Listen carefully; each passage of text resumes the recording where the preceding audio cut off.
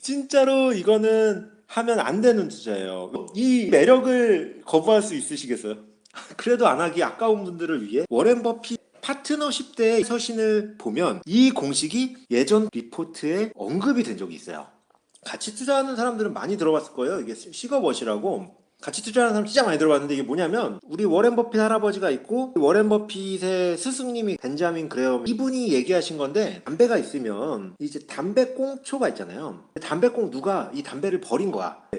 끝까지 먹고 버리는 사람은 없을 거잖아. 꽁초가 이만큼은 남을 거잖아. 이만큼을 공짜로 한 모금 피울 수 있다는 거죠. 이게 무슨 말이냐면 이게 누가 버린 거니까 좋은 회사는 아니야. 좋은 회사는 아닌데 공짜로 이익은 볼 수 있는 회사다 라고 해서 시가벗이라는 용어를 많이 썼어요. 담배꽁초 투자라고 많이 썼는데 자산주 투자를 이런 느낌으로 많이 가져가요. 자산주 투자를 예를 들면 이 회사에 100억이 있어. 근데 시가총액이 50억이야.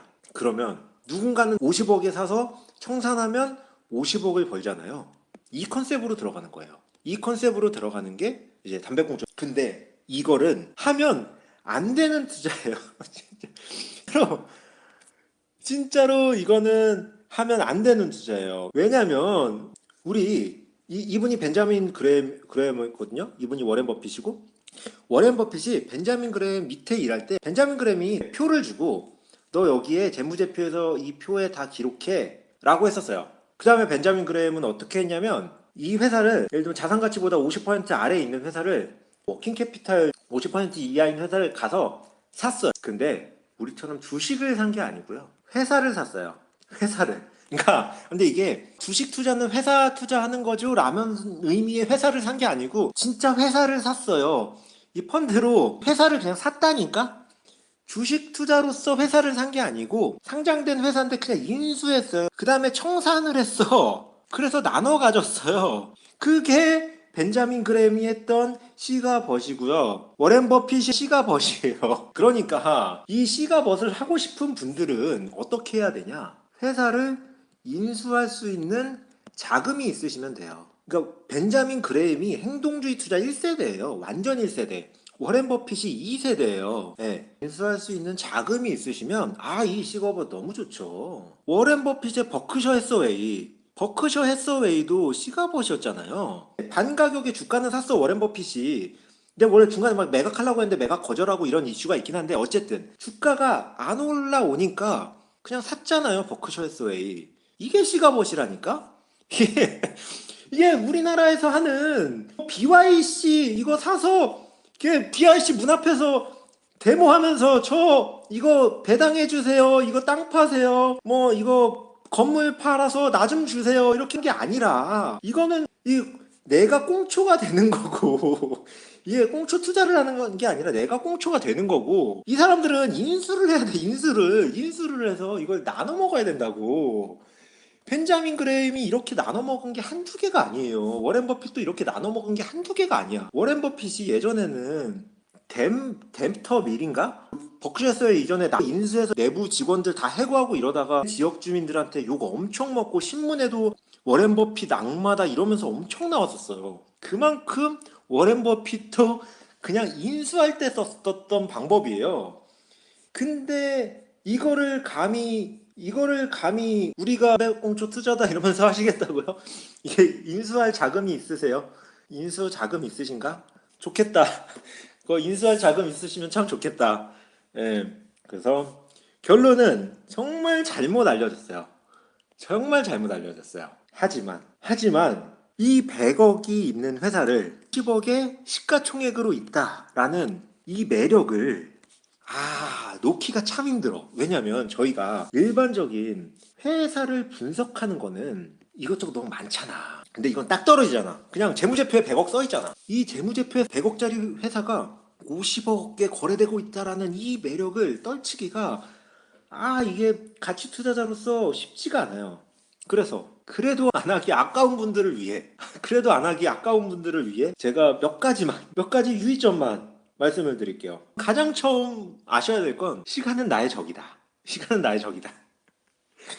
시간이 지나면 내 적이에요, 적. 그러니까 아까 100억이 있는 회사를 10억에 샀잖아요. 이 주가가 오르지 않잖아요. 내가 인수하지 않으면 주가는 안 오를 수도 있다니까요. 어떻게 알아? 안 오를 수도 있어요. 반 가격에 샀잖아요. 이게 내가 산지 1년 만에 오르면 100% 수익이에요. 시간이 지나면서 6년이 되잖아요. 13% 수익이에요. 13% 수익. 뭐 어쨌든 시간이 지나면 지날수록 저희의 수익률이 기하급수적으로 떨어져요. 기하급수적으로. 그래서 시간은 나의 적. 이거를 정말 정말 명심하시면서 투자를 하셔야 되고, 아까 제가 표가 있다고 말씀드렸잖아요. 그 표를 아는 사람은 없어. 하지만 워렌 버핏의 파트너십 때의 옛날 서신을 보면 요게 나와요. 이걸로 우리가 이 시가벗의 밸류에이션을 대충 추정해 볼 수 있어요.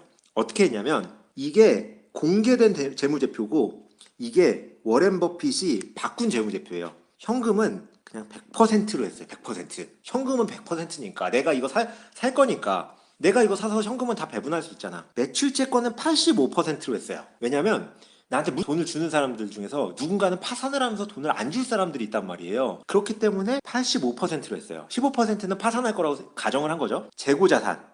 재고자산 가격은 시간이 지날수록 떨어지잖아요. 그렇기 때문에 재고자산은 60%로 했어요. 이거는 업종에 따라서 다른데 이 업종은 섬유였을 때예요. 그리고 유형자산은 현재가치. 그리고 영업권은 무형자산이니까 형체가 없는 자산이니까 내가 이거를 어떻게 할 수가 없잖아요. 내가 이거 인수하고 이거 다 갖다 팔아야 되는데. 그리고 부채. 내가 줘야 될 돈은 무조건 줘야 된다는 거죠. 그래서 100%로 해서 이 공식이 예전 파트너십 리포트에 언급이 된 적이 있어요. 그래서 요거를 아주 기본으로 보시면 되는데 이게 필요 없는 이유는 뭐냐면 이걸로 시거벗이 이루어지는 경우는 현재는 많지 않아요. 많지 않은데 대부분은 뭐냐면 요 유형자산이에요. 유형자산. 토지나 건물. 이 토지나 건물의 가치가 재무제표보다 실제가 더 높거나 아니면 어쨌든 시가평가보다 우리나라에서 시가벗을 하는 정말 많은 사람들의 접근이거든요. 그럼 이제 토지나 건물을 어떻게 해야 되냐라고 이것도 진짜 대충 하는 거예요. 대충. 우선 정말 가장 완전은 공시지가를 보시고 그냥 이 정도로 우선 해보세요. 근데 이거 공시지가도 점점 올라와서 이것도 안 될 수도 있는데 그냥 우선은 이 정도까지는 한번 해보세요. 그리고 앱 같은 거 보시면 그 주변에 있는 시세가 나오는 것들이 있거든요. 제가 예시를 하나 들어드릴게요. 아까 BYC 얘기가 나왔으니까 BYC의 예시를 들어보면 제가 BYC의 시가총액을 한번 보겠습니다. BYC의 시가총액은 1,100억이죠. 1,100억이에요. 재무제표부터 먼저 볼게요. 재무제표부터 보시면 투자 부동산만 5천억이 투자 부동산만 5천억이야. 잠시만 이거 맞아? 나 오랜만에 봐서 되게 헷갈리네.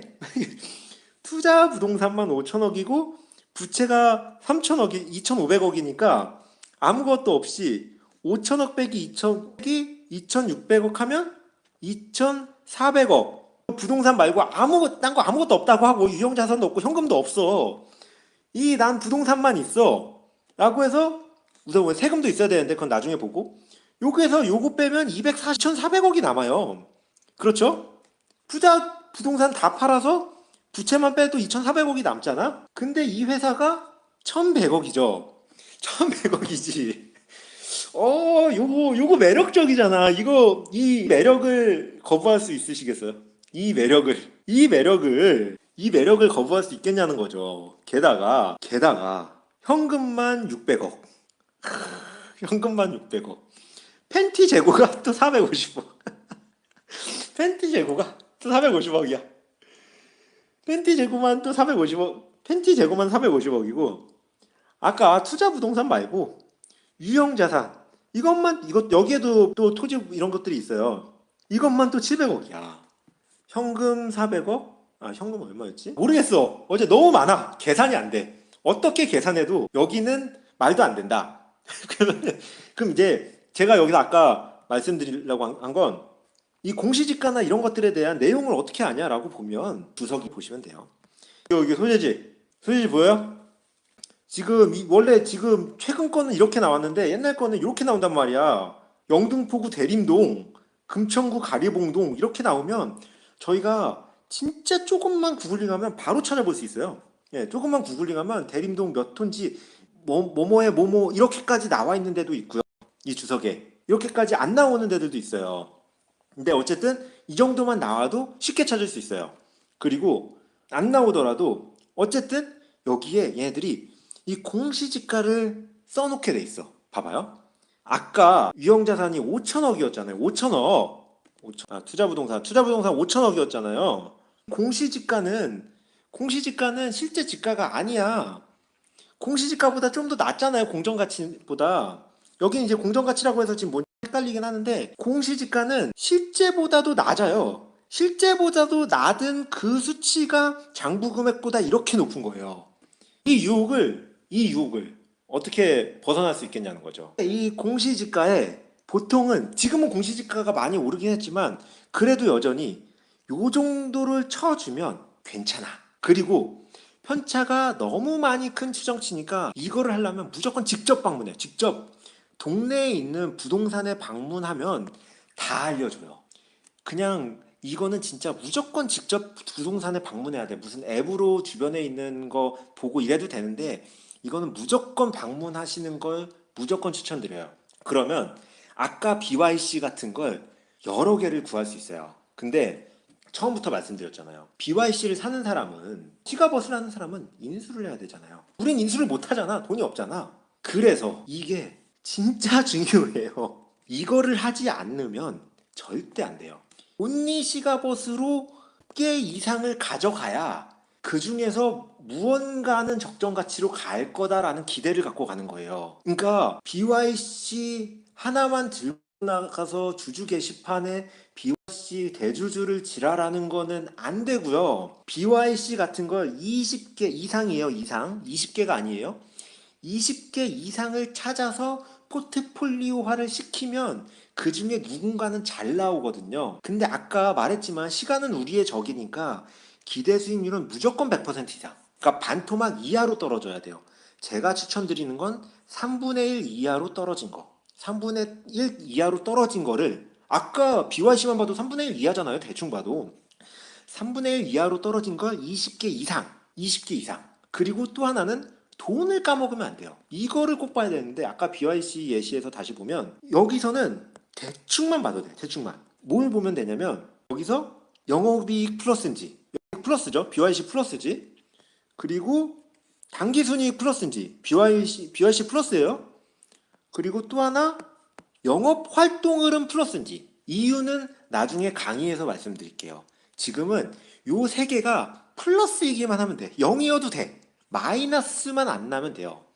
마이너스만 안 나는 거라면 말씀드렸죠? 돈을 까먹지 않는다는 건 영업이익, 당기순이익, 영업, 현금 흐름 이 세 가지가 모두 다 플러스인 회사를 기대수익 100% 이상, 추천은 3분의 1 이하로 떨어진 걸 20개 이상을 사면 그래도 저는 수익률 괜찮을 수 있다고 생각해요.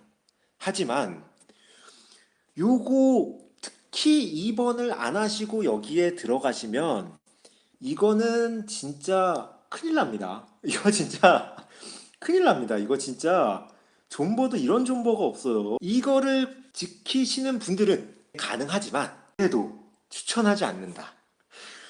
네, 추천하지 않는다. 네, 이게 제 결론입니다. 네, 혹시 이게 가치 투자를 시가버스로 하시는 분들이 생각보다 너무 많아서 절대 하지 말라는 의미에서 알려드린 거예요. 이거를 하라고 말씀을 드린 게 아니고요. 예, 이거를 하지 말라고 말씀을 드리는 거니까 절대 무슨 일이 있어도 누가 BYC의 재무제표를 보여주면서 너를 또 이 벗어날 수 없는 이 재무제표의 함정을 벗어나야 해요. 이 재무제표를 매력적으로 보셔야 돼. 이 재무제표를 그냥 쓰레기다. 넌 내게 아니다. 이렇게 보시는 게 훨씬 더 속이 편하실 거예요. 이 너무 힘든 일이에요. 네, 우리 이렇게 어려운 길은 가지 맙시다. 네, 속 터져서 회사 앞에서 데모하고 네이버 주주 게시판에 욕하고 뭐 이런 길로 가면 안 되잖아요. 네, 네이버 주주 게시판에 욕하려고 우리가 주식하는 건 아니니까 웬만하면 안 하는 걸로 그렇게 했으면 좋을 것 같아요.